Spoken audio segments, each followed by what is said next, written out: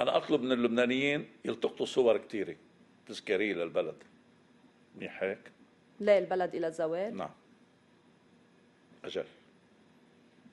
البلد رايح للسوريين. لشو؟ للسوريين. للسوريين؟ نعم. وبكره بيعرفوا شو حقيقه المخطط.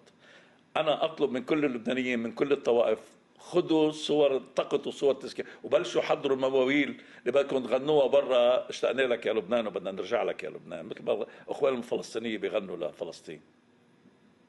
امامنا وقوى سياسيه عم النكد قتلها، راح هيك مثل تماما مثل ما صار عشيه يعني فلسطين كمان.